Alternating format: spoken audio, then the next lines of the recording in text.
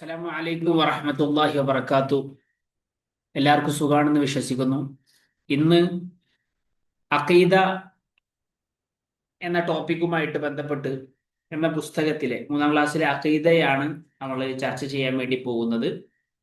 അപ്പോൾ നിങ്ങൾ ഇത് കുറേ ക്ലാസ്സുകളായിട്ട് പഠിച്ചിട്ടുണ്ടാവും. ഞാൻ ഇൻ ഷോർട്ടായിട്ട് കുറച്ച് കാര്യങ്ങളാണ് പറയാൻ വേണ്ടി ഉദ്ദേശിക്കുന്നത്. ആദ്യം ഞാൻ പാഠം വായിക്കും, അത് കഴിഞ്ഞിട്ട് ഇതിലെ ഹോംവർക്കുകളൊക്കെ നമ്മൾ ഒരുമിച്ച് ചെയ്യും. ഓക്കെ, ഇത് പരീക്ഷയ്ക്ക് നമുക്ക് എളുപ്പമായി മാറാൻ വേണ്ടിയിട്ടാണ് ഞാൻ നിങ്ങളെ ഹെൽപ്പ് ചെയ്യുന്നത്. ഓക്കെ, അപ്പൊ നിങ്ങൾ എൻ്റെ കൂടെ തന്നെ വായിക്കാൻ വേണ്ടി ശ്രമിക്കണം. ഒരു പ്രാവശ്യം വായിച്ചത് കൊണ്ട് മനസ്സിലിരിക്കൂല. ഈ പുസ്തകം നമ്മുടെ മനസ്സിലേക്ക് നമ്മൾ കൊണ്ടുവരണം. അത് എങ്ങനെ? 2, 3, 4 പ്രാവശ്യം ചിലപ്പോൾ വായിക്കേണ്ടി വരും. അത് നിരന്തരമായി കേൾക്കേണ്ടി വരും. ഓട്ടോമാറ്റിക്കലി നമ്മളെ ബ്രെയിൻ അത് അഡോപ്റ്റ് ചെയ്യും. റെഡിയല്ലേ നിങ്ങൾ? പോലെ ഈ പുസ്തകത്തിൽ നമ്മൾ ചർച്ച ചെയ്യാൻ വേണ്ടി പോകുന്ന പാഠങ്ങൾ ഏതാണെന്ന് വെച്ച് കഴിഞ്ഞാൽ, നമ്പർ 1 ഈമാൻ കാര്യങ്ങളാണ്. 1, 2 മലക്കുകൾ, 3 കിതാബുകളെ കുറിച്ച് പഠിക്കും, 4 ഫുർഖാനുൽ അലീമിനെ കുറിച്ച് പഠിക്കും, 5 പ്രവാചകന്മാരെ കുറിച്ച് പഠിക്കും, 6 മുഹമ്മദ് റസൂലുള്ളാഹി സ്വല്ലല്ലാഹു അലൈഹി വസല്ലമ തങ്ങളെ കുറിച്ച് പഠിക്കും, 7 ഖബറിനെ കുറിച്ച് പഠിക്കും, 8 അൽ-യൗമിൽ ആഖിറിനെ കുറിച്ച് പഠിക്കും, 9 ജന്നത്ത് വന്നാറു സ്വർഗത്തെയും കുറിച്ചും നരകത്തെയും കുറിച്ച് പഠിക്കും, 10 മാഷാ അല്ലാഹു ഖാൻ. ഇതാണ് ടോപ്പിക്. അപ്പൊ ഇത് നിങ്ങളെ മനസ്സിലുണ്ടാവണം. ഇത് ഈ ടോപ്പിക് പറയുമ്പോഴത്തേനും ആ പാഠത്തിൽ എന്താണെന്നുള്ളത് നിങ്ങളെ മനസ്സിലേക്ക് വരണം. വരൂലേ? അതിനുള്ളൊരു ശ്രമമാണ് ഞാൻ നടത്തുന്നത്. അപ്പൊ ആദ്യത്തെ പാഠം ഈമാൻ കാര്യങ്ങൾ എന്നാണ്. വായിക്കട്ടെ ഞാൻ. ബിസ്മില്ലാഹിർ റഹ്മാനിർ റഹീം. വിശ്വാസപരമായ കാര്യങ്ങൾക്ക് ഈമാൻ കാര്യങ്ങൾ എന്ന് പറയുന്നു. അവ 6 ഒരു പദ്യത്തിലൂടെ നമുക്കത് പഠിക്കാം. ഈമാനുനാ ബില്ലാഹി വ മലായികതി വൽ കുതുബി വർ റുസുലി വ യൗമിത് തഹ്ലുക വൽ ഖദരി ഖൈരിഹി വ ശർരിഹി മിനൽ ഇലാഹി റബ്ബിൽ ആലമീന ബിലാ സലൽ. ഇമാങ്കാരം 6 ഇതിൽ എണ്ണി പറഞ്ഞിട്ടുണ്ട്. നാം കാണുന്നതും കാണാത്തതുമായ മുഴുവൻ ലോകങ്ങളും പടച്ചതും അവയെ പരിപാലിക്കുന്നതും അല്ലാഹു ആകുന്നു. അവൻ ഒരുവനാണ്. അവന് ഒരു കൂട്ടുകാരുമില്ല. അവൻ ആദ്യവും അവസാനവും ഇല്ലാത്തവനാണ്. അവൻ ഒന്നിനെയും ആശ്രയിക്കാത്തവനാണ്.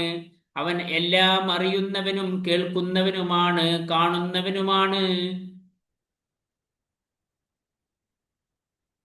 അവന്റെ അറിവിനും കാഴ്ചക്കും കേൾവിക്കും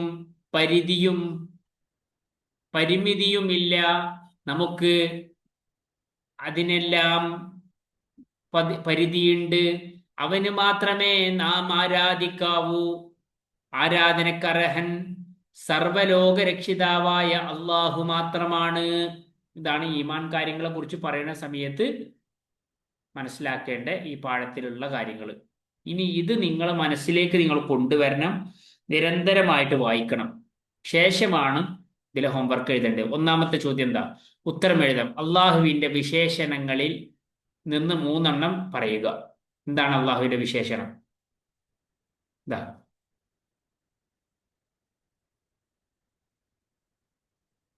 അള്ളാഹു ഒരുവനാണ്, ഒരു വിശേഷണം. അവനൊരു കൂട്ടുകാരുമില്ല. നമ്മൾ കാണുന്നതും കാണാത്തതുമായ മുഴുവൻ ലോകവും പടച്ചതാര? അള്ളാഹു ആണ്. അങ്ങനെ 100,000 ഉദാഹരണങ്ങൾ പറയാം. അടുത്തത്, ഈമാൻ കാര്യങ്ങൾ എന്ന് പറയുന്നത് എന്തിന്? നോക്കൂ, മുകളിൽ കണ്ടോ, വിശ്വാസപരമായ കാര്യങ്ങൾക്ക് ഈമാൻ കാര്യങ്ങൾ എന്ന് പറയുന്നു. അടുത്തത്, നമുക്ക് പരിധിയുണ്ട്. എന്തിനല്ല?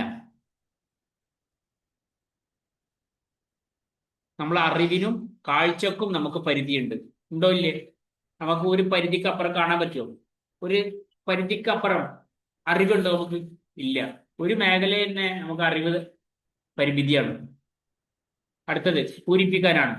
ഈമാനുന ബില്ലാഹി വൽ മലായികതി വൽ കുതുബി വർ റുസുലി ഫത്തഹ്ലിക ഡാഷ് ഡാഷ് കൊടുത്തിട്ടുണ്ട്. അപ്പൊ ഇതാണ് ഈമാനുന ബില്ലാഹി വ മലായികതു വൽ കുതുബി വർ റുസുലി വ യൗമത് തഹ്ലികു. ഇത് നമുക്ക് കാണാതെ പഠിച്ചോളി, നല്ലതാണ്. അടുത്തത്, അടുത്ത ചാപ്റ്ററാണ് പ്രധാനികളായ 10 മലക്കുകളുടെ പേരും അവരുടെ ചുമതലകളും. നല്ലതാണ് പഠിക്കുന്നത്, കാണാതെ പഠിക്കണം. 1 മലക്കുകൾ ജിബ്രീൽ അലൈഹി സ്വലാത്തു വസ്സലാം അംബിയ മുർസലുകൾക്ക് വഹി എത്തിച്ചു കൊടുക്കുന്ന ആളാണ്, ചുമതല. മീകായിൽ അലൈഹി സ്വലാത്തു വസ്സലാം ഇടി, മിന്നി, മഴ, കാറ്റ്, റിസ്ക് മുതലായവ കൊണ്ട് ഏൽപ്പിക്കപ്പെട്ടവരാണ്. ഇസ്രാഫിൽ അലൈഹിസ്സലാം സൂർ എന്ന കാഹളത്തിൽ ഊതുന്നവരാണ്. അസ്രായിൽ അലൈഹി സ്വലാത്തു വസ്സലാം റൂഹിനെ പിടിക്കുന്ന ആളാണ്. മുൻകറും നക്കീറും 2 മലക്കുണ്ട്, ഖബറിൽ വെച്ച് ചോദ്യം ചെയ്യുന്ന ആളാണ്. റഖീബ് അതീദ് നന്മ തിന്മ എഴുതുന്ന ആളാണ്. മാലിക് അലൈഹിസ്സലാം നരകം കാക്കുന്ന മലക്കാണ്. റിളവാൻ അലൈഹിസ്സലാം സ്വർഗം കാക്കുന്ന മലക്കാണ്. ഹോംവർക്ക് ചെയ്താലോ? ഉത്തരം പറയാം. മലക്കുകൾ 6 ആകുന്നു. ഇവിടെ എത്ര മലക്കുകളെ കുറിച്ച് പറഞ്ഞു? 10 മലക്കുകളെ കുറിച്ച് പറഞ്ഞു. നോക്കി നിങ്ങള്, 10 മലക്കുകളെ കുറിച്ച്. മലക്കുകളുടെ വിശേഷണങ്ങളിൽ നിന്ന് 3 എണ്ണം എഴുതുക.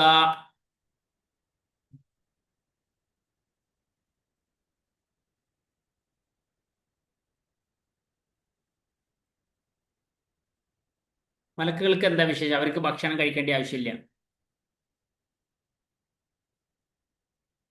അവർക്കും മലമൂത്ര വിസർജന ഇല്ല, ഇബാദത്തില്ല. അള്ളാഹു പറഞ്ഞ കാര്യം മാത്രം കേൾക്കുക, ഇതാണ് അവരുടെ പണി. മാലിക് അലൈഹി സ്വലാത്തു വസ്സലാം ചുമതല എന്താണ്? നോക്കൂ നിങ്ങൾ. മാലിക് അലൈഹി സ്വലാം നോക്കി, നരകം കാക്കുന്ന മലക്കാണ് മാലിക് അലൈഹി സ്വലാം.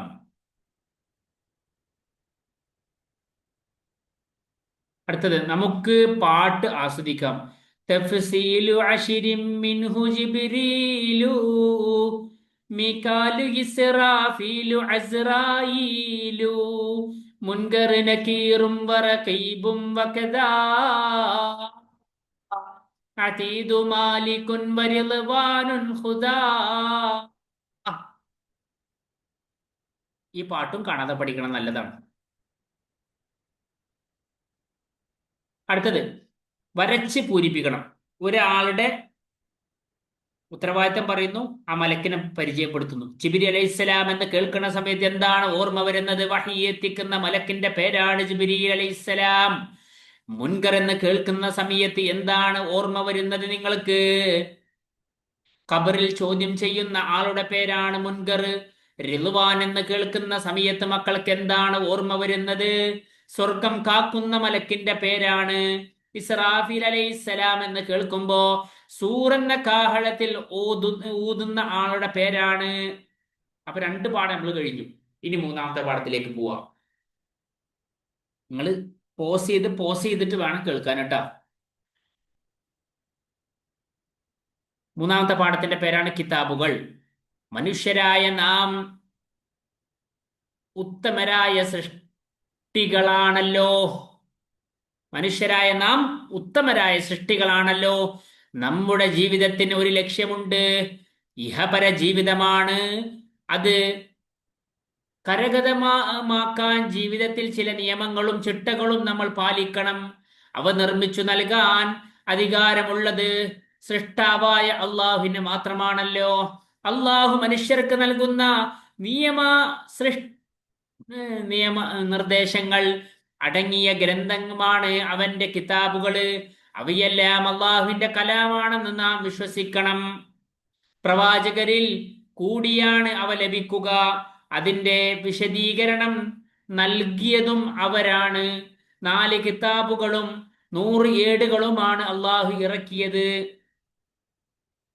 അവയുടെ പേരുകളും എണ്ണവും അവ ഇറക്കപ്പെട്ട നബിമാരും ആരെല്ലാമെന്ന് നാം പഠിച്ചിട്ടുണ്ട്. 4 കിതാബുകളുടെ ഭാഷ നമുക്ക് പഠിക്കാം. കിതാബുകളെ കുറിച്ചാണ് പറയുന്നത് അല്ലെ. 1 തൗറാത്ത് ഇബ്രാനി ഭാഷയിലാണ്, ഹിബ്രു ഭാഷ. സബൂർ യൂനാനി ഭാഷയിലാണ്, ഗ്രീക്ക് ഭാഷ. ഇഞ്ചീൽ സുറിയാനി ഭാഷയിലാണ്, സിറിയക്ക് ഭാഷ. അടുത്തത് ഫുർഖാനുൽ അലീം, വിശുദ്ധ ഖുർആൻ പറയുന്ന മറ്റൊരു പേരാണ് ഫുർഖാനുൽ അലീം, അറബി ഭാഷയിലാണ്. അപ്പൊ ഈ പാഠം നമ്മൾ വായിച്ചല്ലേ. ഇനി നമുക്ക് കുറച്ച് ഉത്തരങ്ങൾ പറഞ്ഞാലോ. അള്ളാഹു അവതരിപ്പിച്ച കിതാബുകൾ 3 എണ്ണം ഉണ്ട്? ഇവിടെ പറഞ്ഞില്ലേ നേരത്തെ, എത്ര എണ്ണാണ്? 4 ഉണ്ട്. നമ്മുടെ ജീവിത ലക്ഷ്യം എന്താണ്?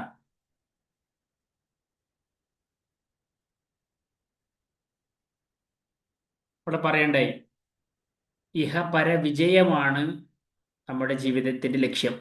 2ാമത്തെ വരിയിൽ പറയണ കേട്ടോ. അടുത്തത്, ഇഹപര വിജയത്തിന് അനിവാര്യമായത് എന്ത്?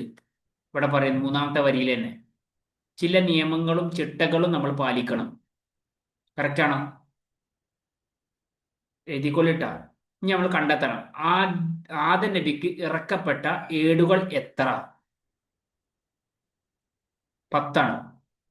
സബൂർ ഇറക്കപ്പെട്ട നബിയുടെ പേരെന്താണ്? ദാവൂദ് നബി. ഷീസ് നബിക്ക് എത്ര ഏടുകൾ ഇറക്കിയിട്ടുണ്ട്? 50 ഏട്. ഇനി പട്ടിക പൂരിപ്പിക്കണം. നബി സല്ലല്ലാഹു അലൈഹി വസല്ലമ നബിന്റെ പേര് പറഞ്ഞിട്ട്, കിതാബ് പറഞ്ഞിട്ട്, ഭാഷ പറഞ്ഞിട്ട്. മൂസ അലൈഹി സ്വലാത്തു വസ്സലാം ഇറക്കിയ കിതാബ് തൗറാത്താണ്, ഭാഷ ഇബ്രു ഭാഷയാണ്. നേരത്തെ പറയുന്ന അവിടെ ഇബ്രു ഭാഷ, ഇബ്രാനി ഭാഷ. അടുത്തത് കിതാബ പറഞ്ഞിട്ടുള്ളത് സബൂർ, നേരത്തെ പറഞ്ഞില്ലേ, ദാവൂദ് നബി അലൈഹി സ്വലാത്തു വസ്സലാമിന്. ഏത് ഭാഷയിലാണ് വന്നിട്ടുള്ളത്? യൂനാനി ഭാഷയിലാണ്. കണ്ടോ, ഗ്രീക്ക് ഭാഷ.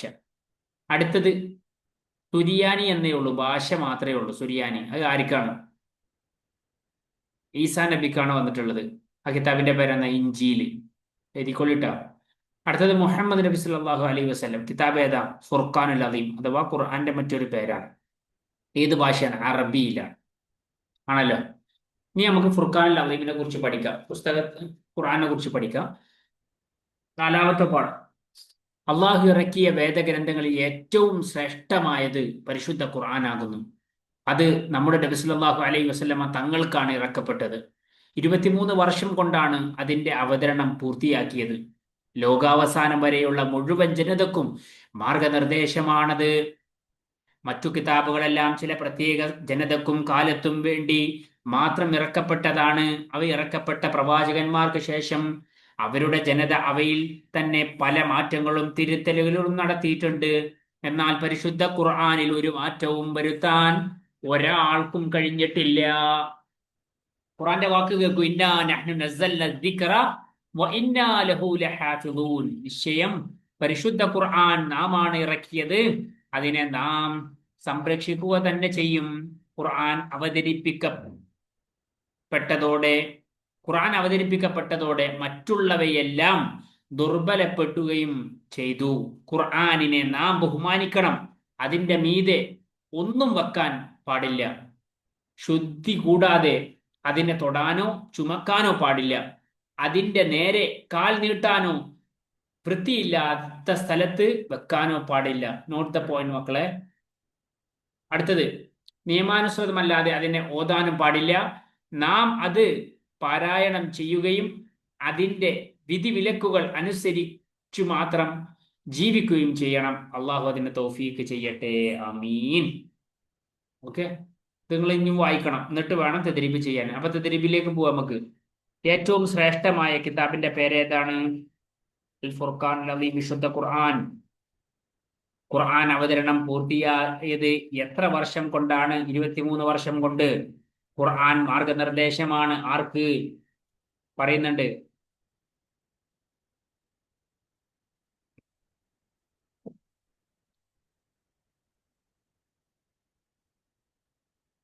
ലോകാവസാനം വരെയുള്ള മുഴുവൻ ജനതക്കും. കണ്ട 2ാമത്തെ പാരഗ്രാഫിൽ 1ാമത്തെ വരി, ലോകാവസാനം വരെയുള്ള മുഴുവൻ ജനതക്കും മാർഗനിർദ്ദേശമാണ്.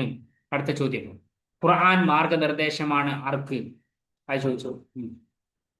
ഖുർആനോട് കാണിക്കേണ്ട 4 അദബുകൾ ഇപ്പൊ നേരത്തെ പറഞ്ഞില്ലേ. അദബുകൾ: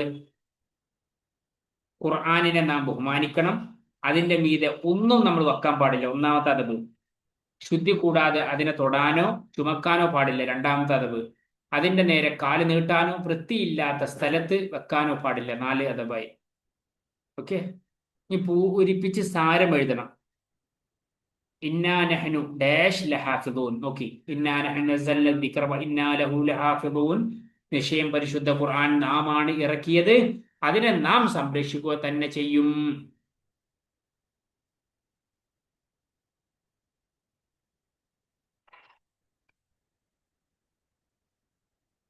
അഞ്ചാമത്തെ പാഠത്തിലേക്ക് പോലെ പ്രവാചകന്മാരെ കുറിച്ചാണ് പറയുന്നത്.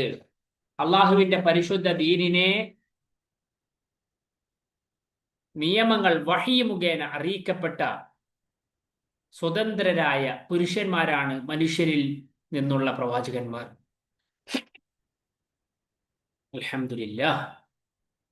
അള്ളാഹു 1,24,000 നബിമാരെ അയച്ചിട്ടുണ്ട്.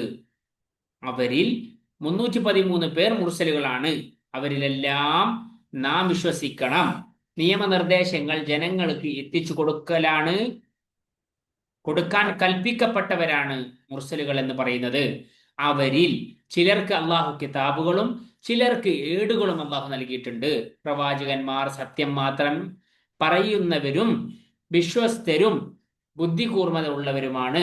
നുബുവത്തിന് മുമ്പും ശേഷവും അവരിൽ നിന്ന് ഒരു തെറ്റും സംഭവിക്കുന്നതല്ല. അമ്പിയാക്കൾ ഏറ്റവും ശ്രേഷ്ഠർ മുർസലുകളാണ്. അവരിൽ ഏറ്റവും ശ്രേഷ്ഠരാണ് ഉലുൽ അസ്മുകൾ. മനസ്സിലായോ? ഇനി ഉലുൽ അസ്മിനെ കുറിച്ച് നമുക്ക് നോക്കാം. 5 ഉലുൽ അസ്മുകൾ ഉണ്ട്. നോഹ് നബി, ഇബ്രാഹിം നബി, മൂസാ നബി, ഈസാ നബി, മുഹമ്മദ് നബി സല്ലല്ലാഹു അലൈഹി വസല്ലം. ഇനി ഉത്തരം പറഞ്ഞാലോ? ഇത് വായിക്കുന്നുണ്ടെങ്കിൽ വായിച്ചിട്ട് വേണം. ഇന്ന് പ്രവാചകന്മാർ ആരാകുന്നു? ഇവിടെ പറഞ്ഞ് ഫസ്റ്റില് അള്ളാഹുവിന്റെ പരിശുദ്ധ ദീനിന്റെ നിയമങ്ങൾ വഹിയ മുഖേന അറിയിക്കപ്പെട്ട സ്വതന്ത്രരായ പുരുഷന്മാരാണ് മനുഷ്യരിൽ നിന്നുള്ള പ്രവാചകന്മാർ. അടുത്തത് മുർസലുകൾ ആരാകുന്നു? അതിന്റെ തൊട്ടടുത്ത് തന്നെ പറയുന്നു. അള്ളാഹു 1,24,000 നബിമാരെ അയച്ചിട്ടുണ്ട്. അവരിൽ 313 പേരാണ് മുർസലുകൾ. നബിമാരുടെ 3 വിശേഷങ്ങൾ എന്താണ്? വിശേഷണങ്ങൾ നോക്കി. സത്യം മാത്രം പറയും. 3-ാമത്തെ പാരഗ്രാഫിൽ നോക്കി. പ്രവാചകന്മാർ സത്യം മാത്രം പറയുന്നവരും വിശ്വസ്തരും ബുദ്ധികൂർമ്മത ഉള്ളവരുമാണ്. നബുവത്തിന് മുമ്പും ശേഷവും അവരിൽ നിന്ന് ഒരു തെറ്റും സംഭവിക്കുകയില്ല. അടുത്തത് എണ്ണം പറയണം. ഉലുൽ അസ്മുകൾ എത്രയാണ്?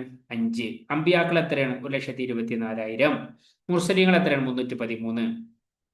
പാടി ആസ്വദിക്കണം.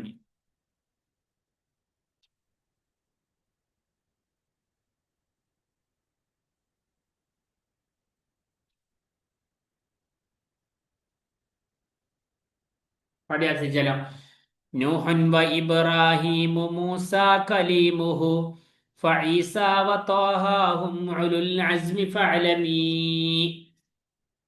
അപ്പൊ 6-ാമത്തെ പാഠത്തിലേക്ക് വരണം. മുഹമ്മദ് റസൂലുള്ളാഹി സ്വല്ലല്ലാഹു അലൈഹി വസല്ലം സൃഷ്ടികളിൽ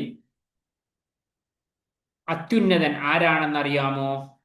അവരാണ് നമ്മുടെ നബി മുഹമ്മദ് മുസ്തഫ സല്ലല്ലാഹു അലൈഹി വസല്ലമ തങ്ങൾ. മുൻകഴിഞ്ഞു പോയ പ്രവാചകന്മാരെല്ലാം ചില പ്രത്യേക പ്രദേശത്തേക്കോ സമുദായങ്ങളിലേക്കോ നിയോഗിക്കപ്പെട്ടവരാണ്. എന്നാൽ മുഹമ്മദ് നബി സല്ലല്ലാഹു അലൈഹി വസല്ലം സർവ്വ മനുഷ്യരിലേക്കും ജിന്നുകളിലേക്കും നിയോഗിക്കപ്പെട്ടവരാണ്. മുൻകഴിഞ്ഞു പോയ പ്രവാചകരെല്ലാം നബിയെ കുറിച്ച് മുന്നറിയിപ്പ് നൽകിയിട്ടുണ്ട്. കഴിഞ്ഞ വേദങ്ങളിലെല്ലാം നബിയുടെ സ്വഭാവ ഗുണങ്ങളും വിശേഷണങ്ങളും വിശദീകരിക്കുകയും ചെയ്തിട്ടുണ്ട്. നമ്മുടെ ഇഹപര വിജയത്തിന് അനിവാര്യമായ മുഴുവൻ കാര്യങ്ങളും നബി സല്ലല്ലാഹു അലൈഹി വസല്ലമ തങ്ങള് പ്രബോധനം ചെയ്തിട്ടുണ്ട്. വരാനിരിക്കുന്ന പല കാര്യങ്ങളും അവിടുന്ന് മുൻകൂട്ടി പ്രവചിച്ചിട്ടുമുണ്ട്. നാം നബി സല്ലല്ലാഹു അലൈഹി വസല്ലമ തങ്ങളെ പിന്തുടരുകയും ഏറ്റവും കൂടുതലായി സ്നേഹിക്കുകയും നബിയുടെ മേൽ സ്വലാത്തും സലാമും വർദ്ധിപ്പിക്കുകയും ചെയ്യണം. അള്ളാഹു അതിന് നമുക്ക് തൗഫീക്ക് നൽകട്ടെ. വമാ അർസൽനാക ഇല്ലാ റഹ്മത്തൻ ലിൽ ആലമീൻ. സർവ്വലോകത്തിനും അനുഗ്രഹമായിട്ടല്ലാതെ താങ്കളെ നാം അയച്ചിട്ടില്ല എന്ന് ഖുർആൻ ഷരീഫ് പറഞ്ഞു. നമുക്ക് ഉത്തരം സൃഷ്ടികളിൽ അത്യുന്നതൻ ആരായിരുന്നു? മുഹമ്മദ് മുസ്തഫ സല്ലല്ലാഹു അലൈഹി വസല്ലം. മുൻകഴിഞ്ഞ പ്രവാചകന്മാർ അയക്കപ്പെട്ടു ആരിലേക്ക്? മുൻകഴിഞ്ഞ പ്രവാചകർ ആരിലേക്കാണ് അയക്കുക? ഇവിടെ പറഞ്ഞു. മുൻകഴിഞ്ഞ 1-ാമത്തെ പാരഗ്രാഫിൽ 2-ാമത്തെ വരി. മുൻകഴിഞ്ഞു പോയ പ്രവാചകരെല്ലാം ചില പ്രത്യേക പ്രദേശത്തേക്കോ സമുദായങ്ങളിലേക്കോ ആണ് നിയോഗിക്കുന്നത്. പക്ഷെ റസൂലുള്ളാഹി എല്ലാ മനുഷ്യരിലേക്കും എല്ലാ ജിന്നുകളിലേക്കുമാണ്. നബിമാരുടെ 3 വിശേഷങ്ങൾ. നബി എന്നതിന്റെ കൂടുതൽ ആൾക്കാർ വരുമ്പോഴാണ് അംബിയ എന്ന് പറയട്ടാ.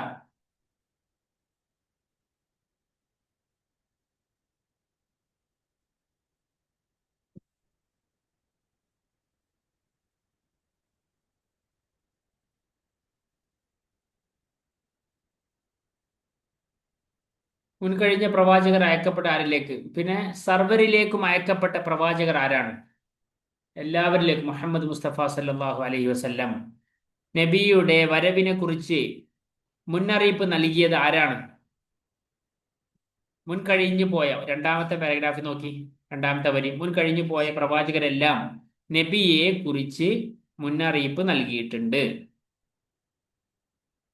കഴിഞ്ഞ വേദങ്ങളെല്ലാം നബിയുടെ സ്വഭാവ ഗുണങ്ങളും വിശേഷണങ്ങളും വിശദീകരിക്കുകയും ചെയ്തിട്ടുണ്ട്.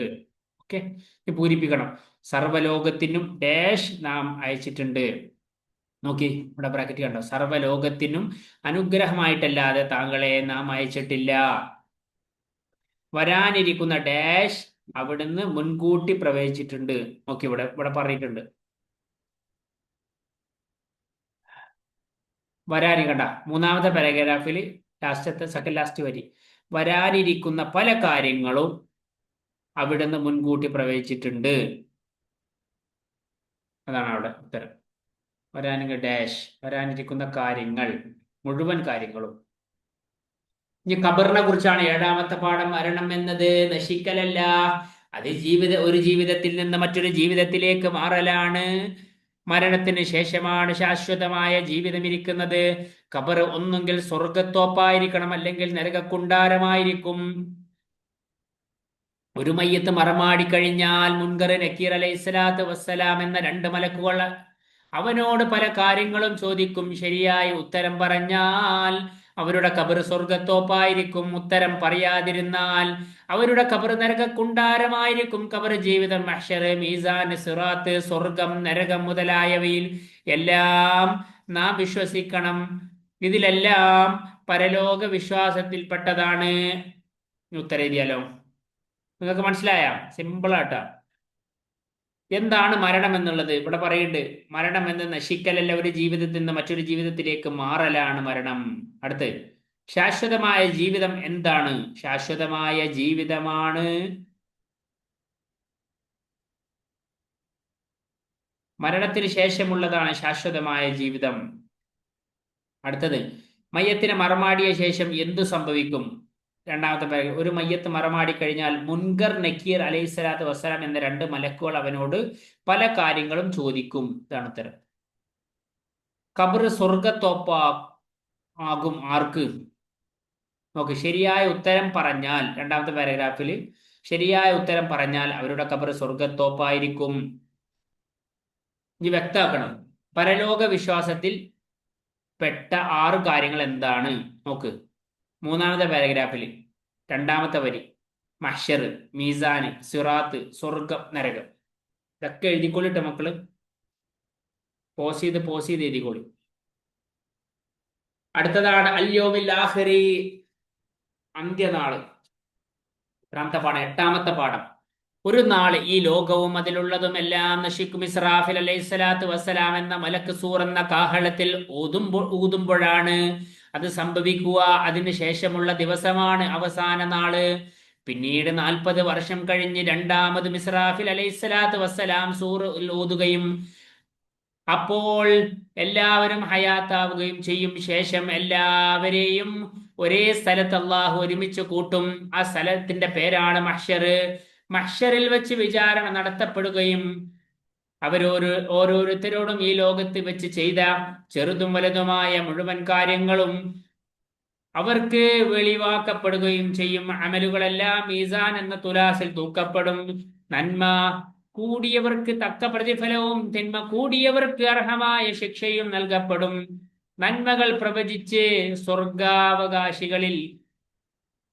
നന്മകൾ പ്രവർത്തിച്ച് സ്വർഗാവകാശികളിൽ ഉൾപ്പെടാൻ അല്ലാഹു നമുക്ക് തൗഫീഖ് നൽകട്ടെ. ആമീൻ. ഇത് 2 പ്രാവശ്യം വായിക്കണം, എന്നാലേ മനസ്സിലേക്ക് ഇരിക്കുള്ളൂ. അപ്പോ ചോദ്യത്തിലേക്ക് പോവാം. ഉത്തരം, ഈ ലോകവും അതിലുള്ളതും നശിക്കുന്നത് എപ്പോഴാണ്? ഇസ്രാഫിൽ നോക്കി, ഒന്നാമത്തെ പാരഗ്രാഫ് രണ്ടാമത്തെ വരി. ഇസ്രാഫിൽ അലൈഹിസ്സലാത്തു വസ്സലാം എന്ന മലക്ക് സൂർ എന്ന കാഹളത്തിൽ ഊതുമ്പോഴാണ്. അടുത്ത്, ഇസ്രാഫിൽ അലൈഹിസ്സലാത്തു വസ്സലാം രണ്ടാമത് ഊതുന്നത് എപ്പോഴാണ്? നോക്ക്,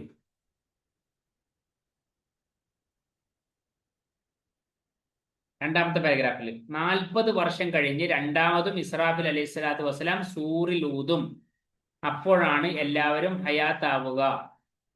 അടുത്ത ചോദ്യം, എല്ലാവരെയും ഒരുമിച്ച് കൂട്ടപ്പെടും എവിടെ?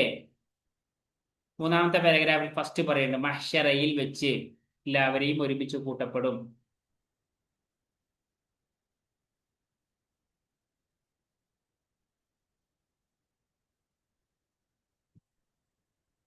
നന്മ കൂടിയവർക്ക് ലഭിക്കുന്നത് എന്ത്? നോക്കി,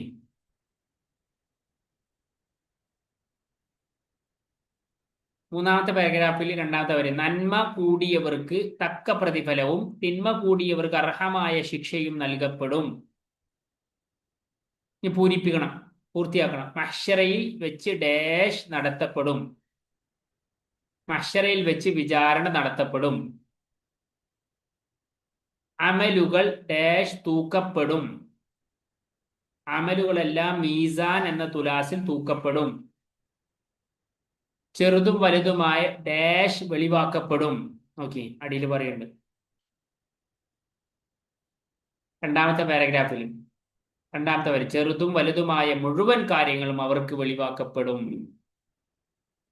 അൽ ജന്നത്ത് വന്നാറു കഴിഞ്ഞോട്ടെ, ഈ പാഠം കഴിഞ്ഞു. അൽ ജന്നത്ത് വന്നാറു, ഈ ലോകത്ത് നാം ചെയ്യുന്ന എല്ലാ നല്ല കാര്യങ്ങൾക്കും അർഹമായ പ്രതിഫലവും എല്ലാ ദുഷ്കർമ്മങ്ങൾക്കും തുല്യമായ ശിക്ഷയും നൽകാനായി അള്ളാഹു തയ്യാറാക്കി വെച്ച 2 ഭവനങ്ങളാണ്. ഒന്ന് സ്വർഗവും മറ്റൊന്ന് നരകവും. ചെയ്ത നന്മകൾക്ക് അർഹമായ പ്രതിഫലവും തിന്മകൾക്ക് തക്കതായ ശിക്ഷയും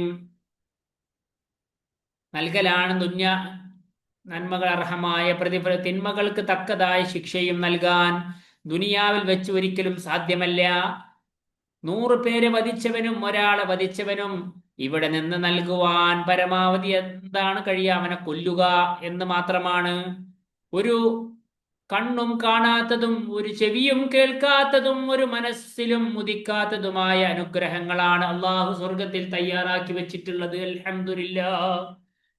ആഗ്രഹിച്ചവയെല്ലാം അവിടെ ലഭിക്കും. ദുന്യാവിലെ തീക്കളേക്കാൾ 79 ഇരട്ടി ചൂടുള്ള തീക്കുണ്ടാരം നരകമാണ്. അതികഠിനമായ ശിക്ഷയാണ് അവിടെ ലഭിക്കുക. അള്ളാഹു നമ്മളെ എല്ലാവരെയും, നമ്മുടെ മാതാപിതാക്കൾ, ഉസ്താദുമാർ, മറ്റു ബന്ധുമിത്രാദികൾ എല്ലാവരെയും സ്വർഗാവകാശികളിൽ ഉൾപ്പെടുത്തട്ടെ. ആമീൻ. ഹോംവർക്കിലേക്ക് പോയാൽ ഉത്തരം എഴുതണം. പരലോകത്ത് അള്ളാഹു തയ്യാറാക്കി വെച്ച 2 ഭവനങ്ങളാണ് ഏതെല്ലാം? ഒന്ന് സ്വർഗം, മറ്റൊന്ന് നരകം. അള്ളാഹു സ്വർഗത്തിൽ തയ്യാറാക്കി എന്തെല്ലാം വെച്ചിട്ടുണ്ട് അവിടെ പറയുന്നുണ്ട്. മൂന്നാമത്തെ പാരഗ്രാഫിൽ, ഒരു കണ്ണും കാണാത്തതും ഒരു ചെവിയും കേൾക്കാത്തതുമായ ഒരു മനസ്സും ഉദിക്കാത്തതുമായ അനുഗ്രഹങ്ങളാണ് അള്ളാഹു സ്വർഗത്തിൽ തയ്യാറാക്കി വെച്ചിട്ടുള്ളത്. നരകത്തിലെ തീ ദുനിയാവിലെ തീനേക്കാൾ എത്ര ഇരട്ടി ചൂടാണുള്ളത്? എവിടെ പറയണത്?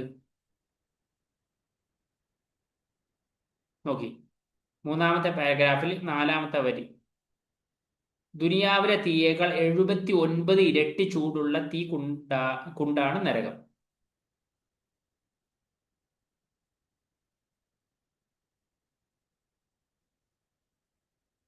കുറിപ്പ് തയ്യാറാക്കണം. സ്വർഗത്തിലെ അനുഗ്രഹങ്ങളെ കുറിച്ച് ഉസ്താദിനോട് ചോദിച്ച് കുറിപ്പ് എഴുതാനാണ്. സ്വർഗത്തിൽ എന്തൊക്കെ അനുഗ്രഹങ്ങളുണ്ട് നമുക്ക് പറയാൻ പറ്റുമോ? ഞാൻ പറഞ്ഞുതരാം, നോട്ട് ചെയ്തോളിട്ടാ. സ്വർഗത്തില് ശാശ്വതമായ സന്തോഷം കിട്ടും. കാരണം ദുനിയാവിലത്തെ സന്തോഷവും സ്വർഗത്തിലെ സന്തോഷവും വ്യത്യാസം. മറ്റൊന്ന്, ഉന്നത സ്ഥാനങ്ങൾ കിട്ടും. നല്ല ഇണകളെ കിട്ടും, ഭർത്താവും ഭാര്യയും. ശാന്തിയും സമാധാനം കിട്ടും. അസുലഭമായ കാഴ്ചകളായിരിക്കും അവിടെ. പ്രത്യേക പാനീയങ്ങൾ കിട്ടും, ഭക്ഷണങ്ങൾ കിട്ടും. പൂർണ്ണമായ ആരോഗ്യം, അസുഖങ്ങൾ ഉണ്ടാവില്ല. ആഗ്രഹ സാഫല്യം നടക്കുന്നത് എവിടെയാണ്? സ്വർഗത്തിലാണ്. അതിനൊക്കെ പുറം അള്ളാഹുവിന്റെ അനുഗ്രഹം കിട്ടുകയും ചെയ്യും. 10ാമത്തെ പാഠത്തിലേക്ക് പോവാം. മാഷാ അള്ളാഹു ഖാൻ. നാം പല കാര്യങ്ങളും തീരുമാനിച്ചു ഉറപ്പിക്കാറുണ്ട് അല്ലെ? അതിൽ പലതും നടക്കാറില്ലല്ലേ? അത് എന്തുകൊണ്ടാണെന്നറിയാമോ? ഏത് കാര്യവും അള്ളാഹു ഉദ്ദേശിച്ചാൽ മാത്രമേ ഉണ്ടാവുകയുള്ളൂ. നമുക്ക് ലഭിക്കുന്ന എല്ലാ ഗുണങ്ങളും ദോഷങ്ങളും അള്ളാഹുവിന്റെ മുൻ തീരുമാനമനുസരിച്ചാണ് എന്ന് നാം വിശ്വസിക്കണം. നിരപ്പായ സ്ഥലത്ത് വീണ് കൈകാലുകളും മറ്റും നിരപ്പായ സ്ഥലത്ത് വീണ് കൈകാലുകളും മറ്റും മുറിഞ്ഞ് നാം കാണുന്നു. ആഴമേറിയ കിണറ്റിൽ വീണ് ഒരു പോറലും ഏൽക്കാത്തവരെയും നാം കാണുന്നു. അതെല്ലാം അള്ളാഹുവിന്റെ തീരുമാനമാണ്. അള്ളാഹു പറയുന്നു, നബിയെ താങ്കൾ പറയുക, നിശ്ചയം അള്ളാഹു കണക്കാക്കിയതല്ലാതെ ഒന്നും നമുക്ക് സംഭവിക്കുകയില്ല. അതുകൊണ്ട് എല്ലാ കാര്യങ്ങളും നാം അല്ലാഹുവിൽ വരമേൽപ്പിക്കണം. മരിക്കാതെ എന്നെന്നും ജീവിക്കുന്ന അള്ളാഹുവിന്റെ മേൽ നീ വരമേൽപ്പിക്കുക. ഉത്തരം പറഞ്ഞാലോ, നാം തീരുമാനിച്ച പലതും നടക്കാതെ പോകുന്നു. എന്തുകൊണ്ട്?